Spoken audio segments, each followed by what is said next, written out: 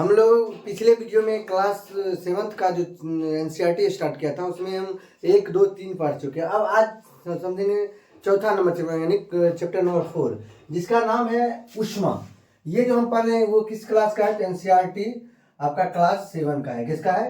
Class 7th का। तो इस चैप्टर का नाम है आपका ऊष्मा।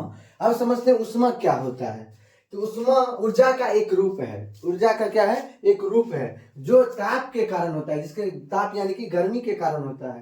किसी पदार्थ के गर्म या ठंडे होने के कारण उसमें ऊर्जा होती है। कारण उसमें क्या होता है? ऊर्जा होती है। उसे क्या कहते हैं? उसकी ऊष्मीय ऊर्जा कहते हैं। क्या कहते हैं? उसकी ऊष्मीय ऊर्जा कहते हैं। अगर ऊष्मा को अगर ठेठ भाषा में समझे तो यानी गर्मी, जिसको ताप यानी कि गर्मी लगता है, गर्म लगता है, वही क्या है? ऊष्मा है। अब ऊष्मा का अलग अलग प्रकार है, उसको भी समझेंगे। पहले समझते हैं ताप क्या होता है। तो किसी वस्तु की उष्णता यानी कि गर्मी के माप को क्या कहते हैं? ताप कहते हैं। और ताप मापा कैसे जाता है? तो पहले थर्मामीटर को समझते हैं। थर्मामीटर क्या होता है? ताप मापने के लिए की जाने वाली उपयोग युक्ति को क्या कहते हैं? ताप मापी यानी कि थर्मामीटर कहते हैं। ताप यानी कि गर्मी मापने के लिए जो युक्ति का प्रयोग किया जाता है, वो जो इंस्ट्रूमेंट का उपयोग किया जाता है, उसको क्या कहते हैं? थर्मामीटर कहते हैं। अब एक होता है डॉक्टरी थर्मामीटर। अब डॉक्टरी थर्मामीटर क्या है? जो आप देखते हैं बुखार जांचने के लिए यूज करता है डॉक्टर लोग। तो वो क्या होता है? जिस तापमापी से हम अपने शरीर के ताप को मापते हैं उसे क्या कहते हैं? डॉक्टरी थर्मामीटर। आप देखते होंगे जो जब बुखार जाता है डॉक्टर आपके कांख में लगा के और तब दिखता है कि कितना बुखार है, कितना गर्मी है। वो जो बुखार जांचने का है वो आपके शरीर की गर्मी से पता चलता है। अब है सेल्सियस स्केल। अब ये क्या होता है? ताप मापने के लिए स्केल जिसे सी द्वारा दर्शाते हैं। जैसे डॉक्टरी थर्मामीटर से हम 35 डिग्री से 42 डिग्री तक के ताप को माप सकते हैं। जब भी अगर कोई भी ताप मापा जाता है तो वो अक्सर सेल्सियस में ही मापा जाता है। लेकिन आप लोग 98 डिग्री सुनते होंगे, शरीर का ताप है 99 डिग्री, 100 डिग्री। ये सेल्सियस नहीं है, वो फ़ारेनहाइट में रहता है। तो सेल्सियस अगर 98 डिग्री रहेगा, 100 डिग्री है तो लोग खोलने लगेगा, तो उतना नहीं रहता है, वो फ़ारेनहाइट में रहता है। तो ये जो कोई भी अगर ताप मापा जाता है अक्सर आपको डिग्री सेल्सियस में मापा जाता है। शरीर का ताप सदैव इसके मात्रक सी से साथ व्यक्त करना चाहिए। मानव शरीर का सामान्य ताप 37 डिग्री होता है। अगर मानव शरीर की बात करें कि सामान्य ताप अगर बोला जाए तो वो कितना रहता है? एवरेज में 37 डिग्री। अगर पूछे वो कितना से कितना बीच में रहता है तो इसका शरीर का तापमान 35 डिग्री से कम तथा 42 डिग्री से अधिक नहीं हो सकता है। मानव शरीर का अगर 35 डिग्री से कम कभी नहीं हो सकता है और ना 42 डिग्री से ज़्यादा हो सकता है। तो मानव शरीर का तापमान क्या होता है? 35 डिग्री से कम और 42 डिग्री से अधिक नहीं हो सकता है। इसका किसके बीच में रहता है? 35 डिग्री से 42 के बीच में रहता है मानव शरीर का तापमान। अब समझते हैं प्रयोगशाला तापमापी क्या होता है। प्रयोगशाला में बहुत ज्यादा गर्मी होती है तो उसके मापने के लिए तब छोटा सा डॉक्टरी थर्मामीटर का उपयोग करेंगे नहीं, बड़ा लेंगे। तो उसके लिए क्या होता है? तो अन्य वस्तुओं के ताप मापने के लिए तापमापी प्रयोगशाला तापमापी है। अब ये क्या है कि अन्य वस्तुओं को ताप मापने के लिए तापमापी के रूप में किसको यूज करते हैं? प्रयोगशाला तापमापी को। अब ये क्या होता है? तो प्रयोगशाला तापमापी का परिसर 10 डिग्री से लेकर और 110 डिग्री सेल्सियस तक होता है, जिसमें पानी खोल जाता है, कोई भी चीज खोल जाता है। उसके बाद मौसम की रिपोर्ट देने के लिए अधिकतम और न्यूनतम तापमापी का उपयोग किया जाता है। मौसम जो कितना गर्मी है, आज ठंडी कितना रहेगी, गर्मी कितना है, इसमें क्या किसका उपयोग किया जाता है? अधिकतम और न्यूनतम तापमापी का उपयोग किया जाता है।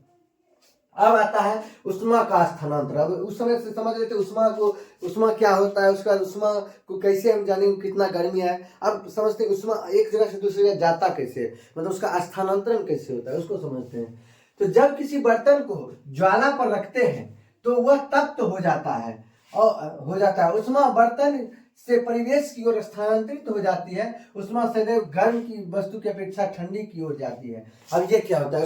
उष्मा का एक जगह से दूसरी जगह जाना, वही होता है उष्मा का स्थानांतरण। उसको एक एक करके समझेंगे कि किस किस तरह से जाता है, क्या क्या विधि है। तो पहले समझते हैं चालन क्या होता है। और एक बात और, जो उष्मा का जब भी स्थानांतरण होता है वो गर्मी से ठंडी की ओर होता है। हर हमेशा वो ठंडी की ओर जाना चाहता है, ऐसा नहीं कि ठंडी से गर्मी की ओर जाता है। किधर जाता है? तो उष्मा का स्थानांतरण गर्मी से ठंडी की ओर जाता है। और चालन क्या होता है? वह प्रक्रम जिसमें उष्मा किसी वस्तु के गर्म सिरे से ठंडे सिरे की ओर स्थानांतरित होती है, क्या कहलाता है? चालन। चालन में जैसे देखिए आप मान लीजिए रॉड लेते हैं, मान लीजिए यहाँ हम रॉड को गर्म कर रहे हैं, तो ये धीरे धीरे आप देखते हुए यहाँ लास्ट में भी गर्म हो जाता है। जैसे आप कभी खाना बनाते हुए देखते होइएगा कि जब छलनी को पकड़ा जाता है, तो छलनी अगर मान लीजिए यहाँ रखा हुआ है, यहाँ ताप मिल रहा है, लेकिन ये धीरे धीरे आपको लास्ट पोजीशन पे भी गर्म हो जाता है, तो वो किस विधि से जाता है? तो वो आपका होता है चालन विधि। क्या होता है? चालन विधि। अब चालक क्या होता है? जो पदार्थ उष्मा को आसानी से जाने देता है उन्हें क्या कहते हैं? उष्मा का चालक कहते हैं। जैसे एल्युमिनियम, लोहा, तांबा, ये सब क्या है? उष्मा का चालक है। अब समझते हैं कुचालक। जो कुचालक बस उसका उल्टा होगा चालक का। जो पदार्थ उष्मा का आसानी से नहीं जाने देता है उन्हें क्या कहते हैं? उष्मा का कुचालक कहते हैं। जैसे प्लास्टिक, लकड़ी, ये एक जगह से दूसरी जगह जाने नहीं, ये खुद ही जल जाते हैं, तो ये क्या है? उष्मा का कुचालक है। अब संवहन क्या होता है? तो द्रव तथा गैसों में उष्मा संवहन द्वारा स्थानांतरित होता है। संवहन का क्या होता है? जैसे आप मान लीजिए कि आप एक पतीला लेते हैं, उसमें अगर पानी को गर्म करते हैं, तो पानी जो गर्म होती है तो वो किस तरह से नीचे से, मान लीजिए हम ताप दे रहे हैं, क्या दे रहे हैं? ताप। तो ताप दे रहे थे, देखते हुए कि ये नीचे वाला पानी बुलबुला बन के ऊपर जाते रहता है, तो उससे क्या होता है कि जब गर्म हो जाता है ये ऊपर जाता है, फिर जो ठंडा रहता है वो नीचे आता है, तो जिसके कारण ये क्या होता है? साइकिल चलते रहता है। इसी तरह से पानी जो गर्म होता है किसके माध्यम से होता है? संवहन विधि के माध्यम से गर्म होता है। अब समझते हैं समुद्री समीर क्या है, यानी समुद्र समीर क्या है। समुद्र की ओर से आने वाली वायु को क्या कहते हैं? समुद्री समीर कहते हैं। यह तटीय क्षेत्र में दिन के समय स्थल शीघ्र गर्म हो जाता है। क्या होता है देखिए, जैसे मान लीजिए ये समुद्र है, ये समुद्र है, समुद्र में होता है क्या कि ये समुद्र जब समुद्र की ओर से आने वाली वायु को क्या कहते हैं? समुद्री समीर। तो ये क्या होता है कि जैसे मान लीजिए समुद्र का पानी जो यहाँ सूर्य का प्रकाश पड़ता है तो ये गर्म होने लगता है। तो गर्म होने के बाद क्या होता है कि ये जो यहाँ वायु जो स्थल रहता है वो स्थल जल्दी गर्म नहीं होता है, लेकिन ये जब ठंडा रहती है, इसका जो वायु होता है ये इधर की ओर आने लगती है, किसके? स्थल की ओर। तो समुद्री समीर क्या होता है? तो समुद्र की ओर से आने वाली वायु को क्या कहते हैं?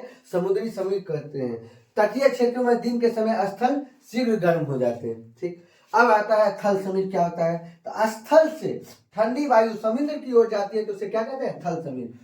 समुद्र की ओर से वायु आती है तो उसको समुद्र समीर, और स्थल से समुद्र की ओर बढ़ती है तो उसको थल समीर कहते हैं। तो रात्रि में समुद्र का जल धीमी से ठंडा होता है, इसी के कारण क्या होता है? थल समीर होता है। अब विकिरण क्या होता है? तो सूर्य से पृथ्वी तक उष्मा एक अन्य प्रक्रम द्वारा आती है जिसे विकिरण कहते हैं। अब बताइए कि चालन हो, संवहन हो, जो भी हो, ये सब के लिए कोई न कोई क्या संवहन था। तो संवहन के लिए ये क्या होता है कि साइकिल चलता था, लेकिन सूर्य से जो प्रकाश आता है इसके लिए तो कोई चीज रहता नहीं है। तो ये जो आती है प्रकाश की किरण, ये किस तरह से आती है? तो ये विकिरण के माध्यम से आती है। तो सूर्य से प्रकाश किस माध्यम से आती है? तो विकिरण के माध्यम से आती है। अब अगला पॉइंट, अब सभी गर्म पिंड विकिरण के रूप में ऊष्मा विकिरित करते हैं। जो जितना भी पिंड है वो किस रूप में ऊष्मा उत्पन्न करती है, विकसित करती है? तो विकिरण के रूप में। जैसे कि जो गर्मी में हम लोग जो काला कपड़ा पहनना पसंद नहीं करते और उजला कपड़ा पसंद करते, क्यों? इसका रीजन है कि गर्मियों में हम हल्के रंग के वस्त्रों को पहनते हैं, सर्दियों में हम गहरे रंग के कपड़े पहनना पसंद करते हैं। क्यों? क्योंकि जो गर्म कपड़े यानी कि जो काले कपड़े या बहुत ज़्यादा लाइट कलर में, बहुत ज़्यादा गहरे कलर में होते हैं, वो क्या करते हैं? उष्मा को अवशोषित करने की क्षमता होती है। लेकिन जो हल्के रंग के कपड़े होते हैं, जो श्वेत रंग के कपड़े होते हैं, उसमें अवशोषित करने की क्षमता नहीं होती है। इसी के कारण लोग क्या प्रेफर करते हैं कि गर्मी के दिनों में हल्के रंग के कपड़े पहनना पसंद करते हैं और ठंडी में गाढ़े रंग के यानी काले कपड़े ज़्यादा पसंद करते हैं। ठीक, आज के वीडियो में बस इतना ही। वीडियो अगर अच्छा लगे तो वीडियो को लाइक, चैनल को सब्सक्राइब और अपने दोस्तों में शेयर कीजिएगा। धन्यवाद।